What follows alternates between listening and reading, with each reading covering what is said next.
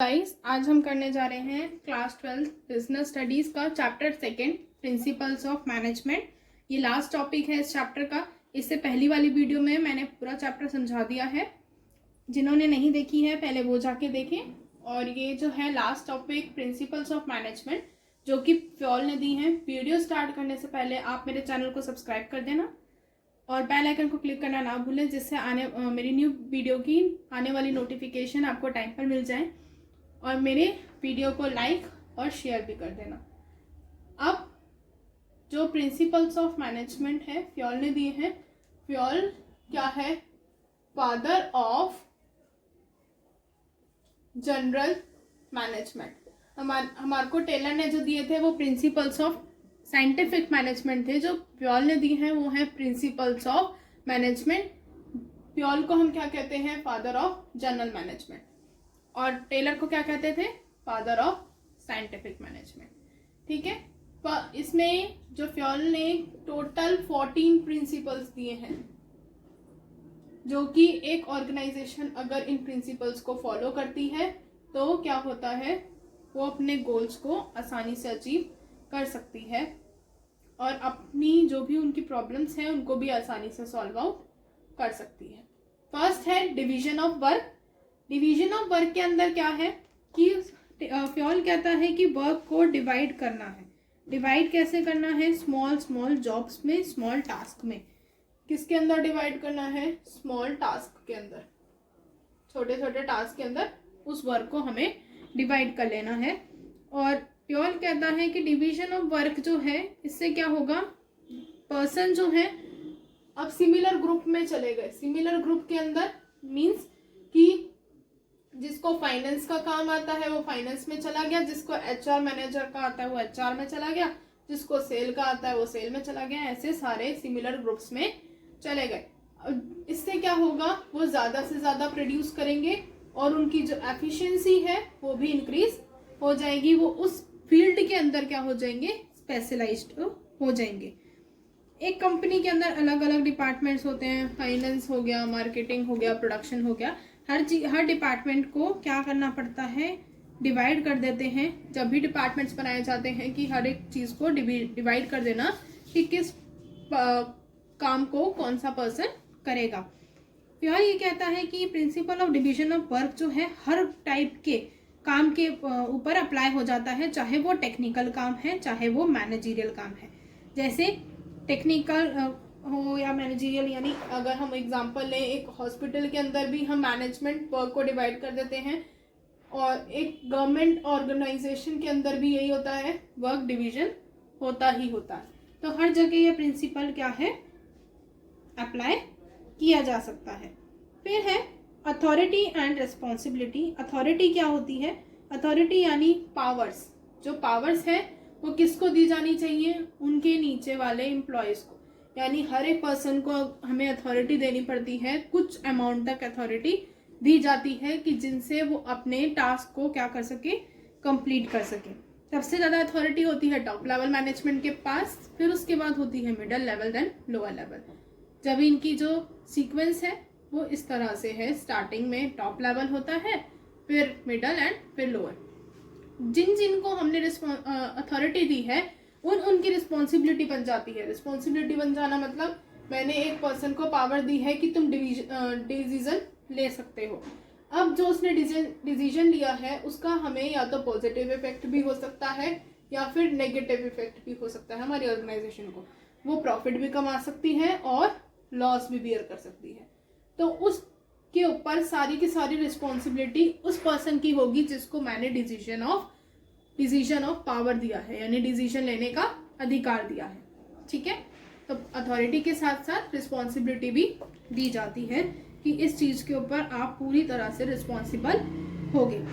फिर है अथॉरिटी जो है दो तरीके से होती है। एक होती है हमारे पास फॉर्मल और informal. Formal authority, informal authority जो है फॉर्मल यानी जैसे फॉर्मली दी गई है। फॉर्मली दी गई यानी टॉप लेवल मैनेजमेंट ने मिडिल लेवल को दी है। ठीक है, एक second, wait a minute. Top level management ने किसको दी है? मिडिल लेवल को।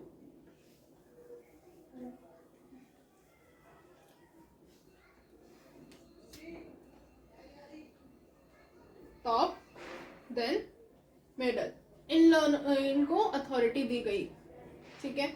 इसके साथ साथ इसकी रिस्पॉन्सिबिलिटी भी बन जाती है जब वो अथॉरिटी इनको मिल जाती है। फिर है डिसिप्लिन। डिसिप्लिन का मतलब है कि ये ऐसे ऑर्गेनाइजेशन रूल्स रेगुलेशंस होती हैं जहाँ पर वर्किंग कंडीशंस, जो हमारी ऑर्गेनाइजेशन है जहाँ पर काम किया जाता है वहाँ पे अगर डिसिप्लिन बना रहेगा तो जो वर्किंग कंडीशंस हैं, जो उनका इन्वायरमेंट है वो अच्छा बना रहता है।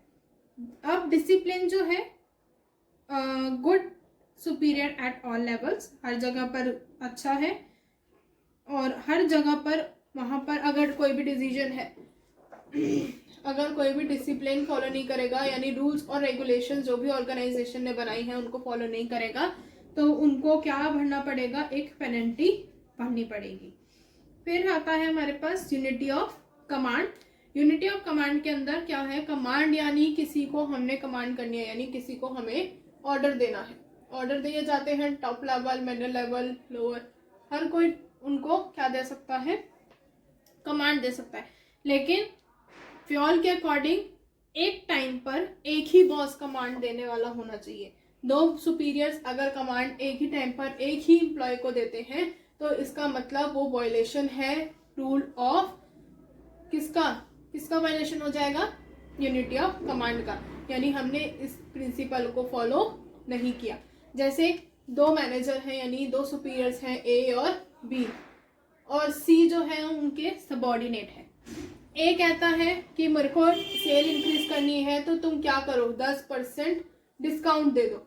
लेकिन उसी बात पर बी आके कहता है भैया किसी को भी डिस्काउंट नहीं देना, तो सी क्या पड़ गया, ट्रबल में पड़ गया, भैया इसकी माने या इसकी माने।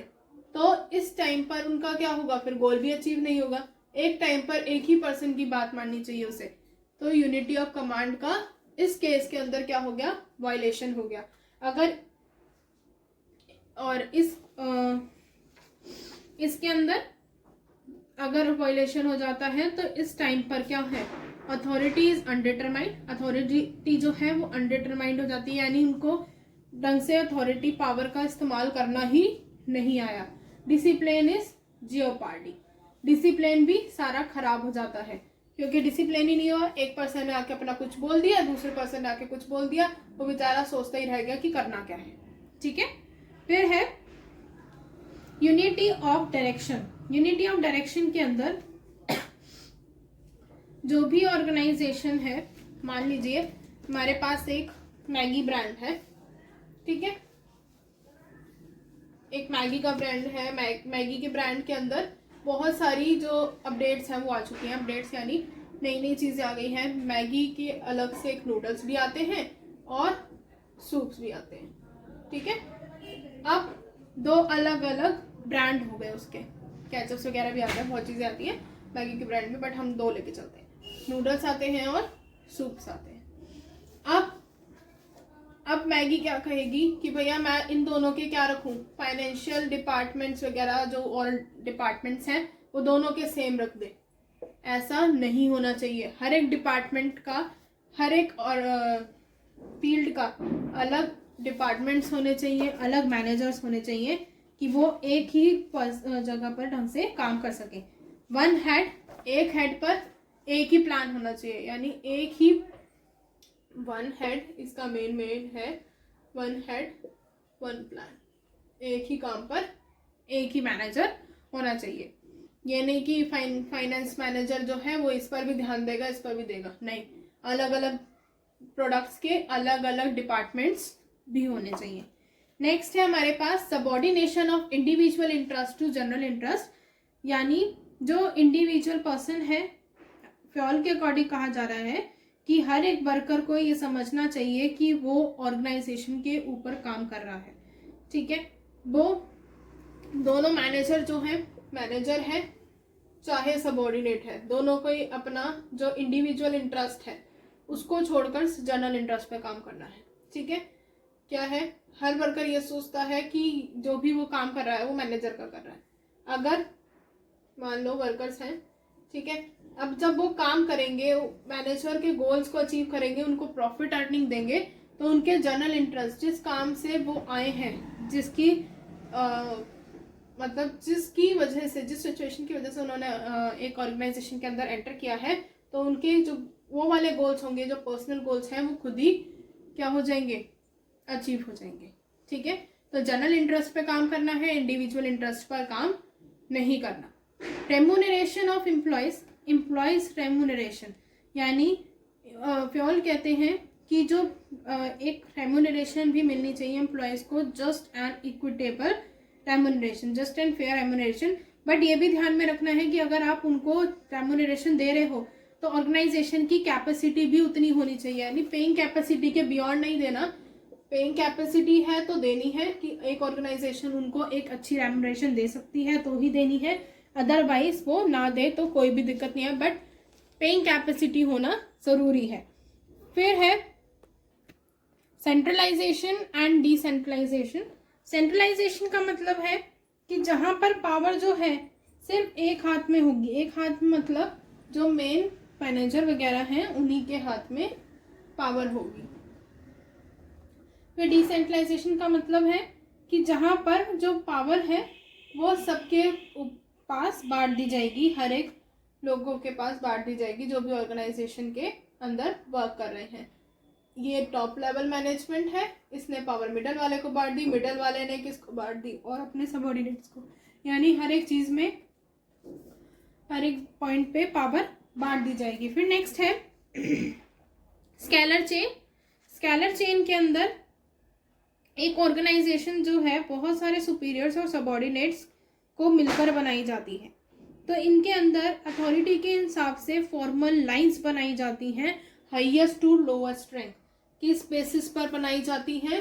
Highest to lowest ranks, highest और लोएस्ट रैंक के ऊपर कैसे, और उन्हीं के बेसिस पर ही जो सारी डिसीजंस वगैरह हैं वो सारे मेक किए जाते हैं।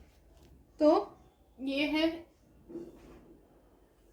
ए मैनेजमेंट, ये बी पर्सन, ये सी पर्सन, ये डी ई एफ जी।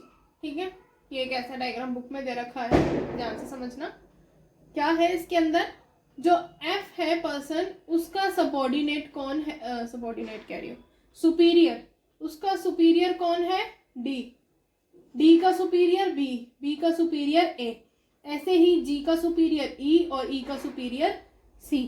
अब अगर यहां से कोई इंफॉर्मेशन जानी है और ई वाले के पास जानी है, या मान लीजिए यहाँ से इंफॉर्मेशन जानी है जी वाले के पास, ठीक है, इधर से सीधा जी वाले के पास इंफॉर्मेशन जानी है, तो कैसे जाएगी? पहले एफ डी को बताएगा, डी बी को बताएगा, बी ए को बताएगा, फिर सी को बताएगा, सी से ई तक पहुंचेगी और ई से फिर जी तक पहुंचेगी। इस टाइप से जाएगी। It is known as scalar chain. एक फॉर्मल चेन है, एक फॉर्मल लाइन है जो कि हाईएस्ट टू लोएस्ट रैंक पर होती है, हाईएस्ट टू लोएस्ट। ठीक है, अब अगर कोई बहुत ज्यादा अर्जेंट वर्क है, जी को बहुत इंपॉर्टेंट काम है कि जी तक वो बात जल्दी पहुंचानी है, लेट ऐसे तो पहुंचते पहुंचते बहुत देर हो जाएगी, अगर बहुत ज्यादा इंपॉर्टेंट है तो क्या करेगा, जो एफ है डायरेक्टली जी से बात करेगा। जी से बात एफ डायरेक्टली जी से बात कब कर सकता है? जब वो उसी की पोस्ट पर हो, यानी एफ डायरेक्टली ई से बात नहीं कर सकता, वो इसलिए क्योंकि वो उसकी पोस्ट पर नहीं है। ये दोनों एक ही सेम पोस्ट पर हैं, अगर सेम पोस्ट पर होंगे जब ही डायरेक्टली बात हो पाएगी, if there is an some urgent work, अगर कोई अर्जेंट वर्क होगा। और जब ये डायरेक्टली बात की जाती है तो उस डायरेक्टली बात पर हम उसको क्या नाम दे देते हैं? Gang plank. क्या नाम देते हैं? Gang plank. ये भी क्वेश्चन में आ जाता है कई बार कि गैंग प्लैंक क्या होता है। स्केलर चेन भी कई बार 1 मार्कर क्वेश्चन में बहुत बार आता है। तो बस यही है कि एक फॉर्मल लाइन होती है जो हाईएस्ट टू लोवेस्ट चलती है, हर एक पर्सन को अपने सुपीरियर तक बात पहुंचानी होती है, उसके बाद जाकर कहीं और बात पहुंचती है उससे। फिर है नेक्स्ट है ऑर्डर। ऑर्डर यानी इसमें ये ऑर्डर नहीं है कि हम किसी एक पर्सन को ऑर्डर दे रहे हैं, इसमें ये ऑर्डर है कि हर एक जगह का सामान हर एक जगह पर होना चाहिए, यानी टूल्स जहाँ पर रखे जाते हैं वो टूल्स की जगह पर टूल्स होने चाहिए। कहीं मशीनरीज का जो सामान है, रिपेयरिंग सामान है, तो वो वहीं पर होना चाहिए। रिपेयरिंग सामान हो गया, टूल्स हो गए, जहाँ से वो जिस जगह पर लोकेट है उसी प्लेस पर होने चाहिए, यानी अ प्लेस फॉर एवरीथिंग, हर एक चीज का प्लेस होना चाहिए, and everything in its place, चाहे वो पीपल है चाहे वो टूल्स वगैरह है। जो मैनेजर है उसका एक राइट प्लेस होगा, ठीक है, कहीं जहाँ पे वो मेन उसका जो ऑफिस होगा वो वहाँ बैठेगा तो वो वहीं पर ही मिलेगा। ऐसे ही अगर जो स्टाफ रूम होते हैं, आपको पता है स्टाफ रूम में क्या होगा, टीचर वहीं पर मिलेगी तो पहले आप लोग वहीं जाओगे। ऐसे ही हर चीज का एक प्लेस होना चाहिए जहाँ पर वो सिचुएटेड है। फिर है इक्विटी। इक्विटी यानी हर एक पर्सन इक्वल ट्रीट करा जाना चाहिए एक ऑर्गेनाइजेशन के अंदर, कोई भेदभाव नहीं होना चाहिए किसी भी तरह से, बिल्कुल हर एक पर्सन को ट्रीट है वो सिंपल किया जाना चाहिए, नहीं इक्वली, मेनली इक्वली ट्रीट किया जाना चाहिए। कोई भी डिस्क्रिमिनेशन नहीं होना चाहिए, चाहे वो कास्ट से रिलेटेड है, चाहे वो जेंडर से रिलेटेड है, चाहे वो लैंग्वेज से रिलेटेड है, नेशनैलिटी से रिलेटेड है, किसी से भी रिलेटेड है, बट उनको इक्वली ट्रीट करना है, कोई भी डिस्क्रिमिनेशन नहीं करनी। अगर यहाँ पर हम एक वो लेते हैं, एग्जाम्पल ले लेते हैं, एक बॉय, एक है हमारा रिच पर्सन है, या रिच भी ना लो, हम ले लेते हैं एक मैनेजर है जो कि बॉय है और एक मैनेजर है जो कि गर्ल है। ये बहुत ज़्यादा क्वालिफाइड है गर्ल, बहुत ज़्यादा उसके अंदर अच्छी क्वालिफिकेशंस है। अब प्रमोशन का टाइम आता है, बॉय से बहुत अच्छा काम कर लेती है, लेकिन प्रमोशन के टाइम पर वो क्या कर देते हैं, लड़के को प्रमोट कर देते हैं बिकॉज ऑफ डिस्क्रिमिनेशन, जबकि इसकी क्वालिफिकेशन इतनी नहीं है, इसके काम करने का तरीका इतना अच्छा नहीं है, बट फिर भी कर देते हैं। तो इस टाइम पर क्या है, इक्विटी प्रिंसिपल का वायलेशन है, यानी उस प्रिंसिपल के अगेंस्ट काम किया गया है। फिर है stability of personal. Stability of personal का मतलब है, पर्सनल यानी मैंने पहले भी बता रखा है एम्प्लॉयज, पर्सनल यानी एम्प्लॉयज। अब स्टेबिलिटी देखनी है एम्प्लॉयज की।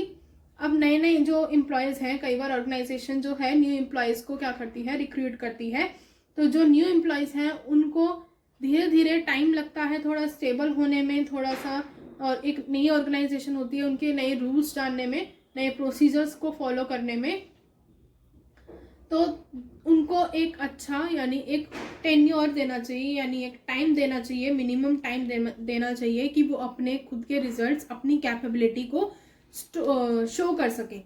जो इससे दोनों को फायदा होगा, एम्प्लॉयज को भी फायदा होगा और ऑर्गेनाइजेशन को भी फायदा होगा। एम्प्लॉयज को फायदा होगा कि उनकी जो जॉब है वो अच्छे से रन अप हो पाएगी, ऑर्गेनाइजेशन को ये फायदा होगा क्योंकि जब वो एक किसी भी पर्सन को रिक्रूट करती है तो उस टाइम पे स्टाफिंग का जो प्रोसेस होता है वो बहुत ज़्यादा लेंथी प्रोसेस भी होता है और बहुत ज़्यादा हाई प्रोसेस भी होता है, ट्रेनिंग भी दी जाती है, तो बहुत सारी चीज़ों को करना उनके लिए कॉस्ट जो है वो भी बढ़ जाती है और टाइम तो लगता ही लगता है क्योंकि वो बहुत लेंथी प्रोसेस होता है। तो एक ऑर्गेनाइजेशन को भी बेनिफिट हो जाएगा कि उनकी जो कॉस्ट है वो भी कम आ जाएगी, और क्या होगा, बार बार उनको पैसा नहीं खर्च करना पड़ेगा और टाइम भी उनका सेव हो जाएगा। तो दोनों को इससे फायदा रहता है। फिर है इनिशिएटिव। इनिशिएटिव का मतलब है कि एक एफियोल कहते हैं कि एक ऑर्गेनाइजेशन के अंदर वर्कर्स को इंकरेज करने के लिए, उनकी स्किल्स को डेवलप करने के लिए, प्लान्स में भी इम्प्रूवमेंट आने के लिए। क्यों? क्योंकि जो एम्प्लॉयज़ होते हैं वो ज़्यादा मिले जुले होते हैं, किससे कि जैसे एम्प्लॉयज़ ही ज़्यादातर मार्केट से अवेयर होते हैं, तो उनसे भी क्या लेनी चाहिए, सजेशंस लेनी चाहिए। प्लान्स जब बना रहे होते हैं तो एक अच्छी कंपनी क्या करती है, एम्प्लॉय से सजेशन लेती है, और जिससे क्या होता है उनका जो टाइम है वो भी बचता है और उनको भी रिवॉर्ड देना चाहिए अगर वो अच्छी सजेशन देते हैं, जिसकी हेल्प से कंपनी आगे ग्रो अप करती है। फिर है spirit the corps. Spirit the corps में क्या है, जो मैनेजमेंट है वो टीम स्पिरिट के साथ काम करनी चाहिए, यानी उनके अंदर यूनिटी होनी चाहिए और हार्मनी होनी चाहिए। और टीम के साथ काम करने में क्या होगा, म्यूचुअल अंडरस्टैंडिंग बनी रहेगी, जिसकी हेल्प से जो गोल्स हैं बहुत अच्छे से अचीव हो पाएंगे। एक मैनेजर को क्या करना पड़ेगा, आई को रिप्लेस करके वी में कन्वर्ट करना पड़ेगा, यानी अगर कोई भी उनको प्रॉफिट हुआ है या कोई अच्छा काम हुआ है एक ऑर्गेनाइजेशन के अंदर, तो उनको क्या करना पड़ेगा, ये बोलना पड़ेगा। जैसे एक ऑर्गेनाइजेशन में प्रॉफिट हुआ है या सेल्स बहुत अच्छी, जो उन्होंने सोचा था, उनके टारगेट्स अचीव हो गए, तो वो ये कहें कि हम सब ने मिलकर टारगेट अचीव कर दिए। लेकिन सिर्फ मैं कहेगा वो कि मैंने टारगेट अचीव किए हैं, तो उनसे वो लोग मोटिवेट नहीं होंगे और अच्छे से काम नहीं कर पाएंगे। तो टीम वर्क के अंदर काम करना है, आई को रिप्लेस करके वी का यूज करना है। आज यहाँ पर ये चैप्टर कंप्लीट हो जाता है। और अगर आपकी कोई भी क्वेरीज हैं इससे रिलेटेड तो कमेंट सेक्शन में बता देना।